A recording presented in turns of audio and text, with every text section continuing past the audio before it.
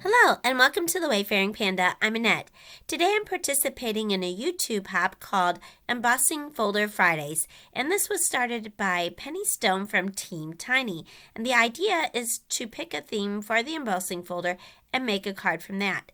So the theme for this month was dots, so we had to use a embossing folder that has dots. So I'm using an Altenew embossing folder called Dotty Circles, and I put in some light purple cardstock in it, and I'm going to run that through my Big Shot.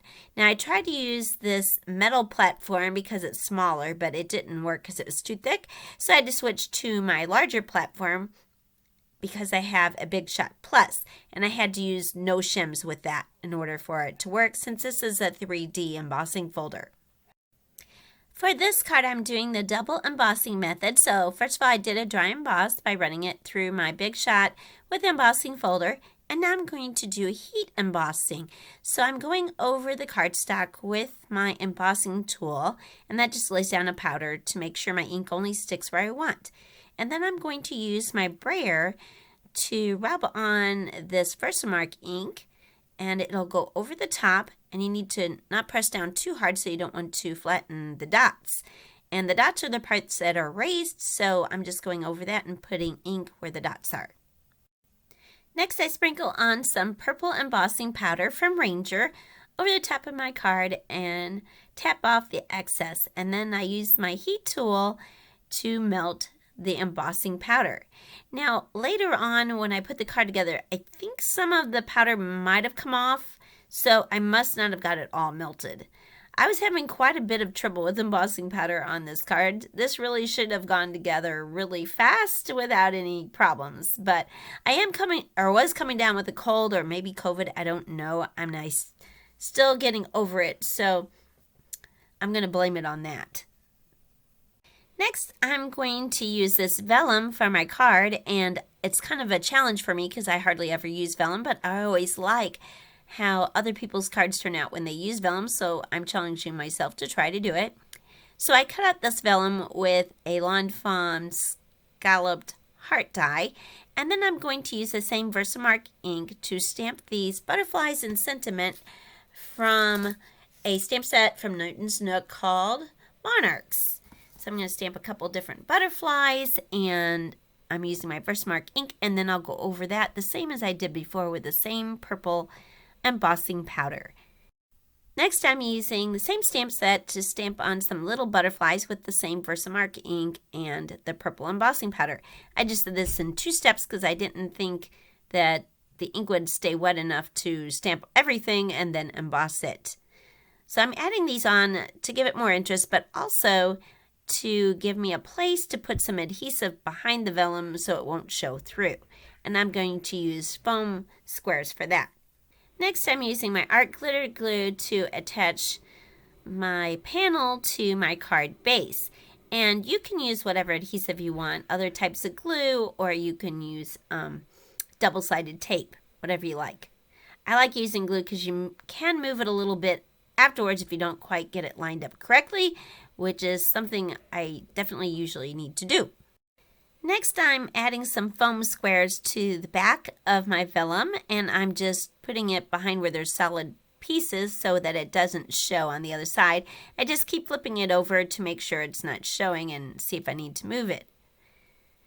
Now, I normally would use my Tim Holtz scissors because they're non-stick to cut my foam, but I can't find them in my house, so I just use my regular paper scissors. Now here's where I discovered that some of the embossing powder didn't melt, so I rubbed it off and tried to re-emboss it. Now if I hadn't rubbed it off, maybe I could have just heated it again and it'd been fine, but I'm trying to emboss it again, but it didn't really work out, so I just made another heart off screen. Now here's my new heart. And I added a few more smaller butterflies so I would have more places to hide the foam squares. Now when you do emboss, you can tell, especially with this one, that it gets shiny. So that's how you should be able to tell that it got melted, which I guess I didn't notice. Now to take the card to the next level, I'm adding some bling to it. So I'm adding these it looks like kind of water or glass hearts, and they're called the Assorted Heart Droplets, so they come in different sizes, and it's from Dress My Craft. I'll put a link below with the different products that I do use in this card. Some of these will be affiliate links and some will not. And the ones that are affiliate links gives me a small percentage of every sale that the links generate, and that helps support my site. Next, I'm using my Glossy Accents to attach these hearts to the card, and I like it because it is super strong. You can use it for embellishments, like to make things shiny. I like to use it if you have glass, or it's supposed to be glass to make it look like glass, or anything like that. And it's also good for attaching embellishments like this because it does dry clear, and it's strong. Now you'll see me using tweezers. I used to use my Movavi jewel picker for things like this, but my Movavi jewel picker, the end of it kind of is wearing off. I think it's wax. So if anyone has a particular type of jewel picker that you like, I would love some suggestions. Next, I'm adding these jewels from Pretty Pink Posh, and they're the Pansy ones. Now, for some reason, wherever I got it from before, they're no longer available. Although I do see this is still available at Pretty Pink Posh. So I'll put a link to that. It won't be an affiliate link because none of my affiliate stores have these in stock. I mentioned this as part of a hop. So it's a hashtag driven hop. So just type in hashtag EFF2 to find the other videos. I'll also have that in my description below. Just click the hashtag and the other videos will come up. At the end of the video, you're going to see two pictures, one with just the card, kind of how it is now, and then the second one, I had noticed while I was taking the pictures that the butterfly on the bottom, his wing was not completely embossed, and so I wiped it off and re-embossed it, so it'll look a little smudged in the second picture, but I'm going with it. I want to thank you so much for watching. If you enjoyed the video, please give it a like. And if you're not already a subscriber, I'd really appreciate if you could subscribe to my channel. Thank you and have a wonderful day.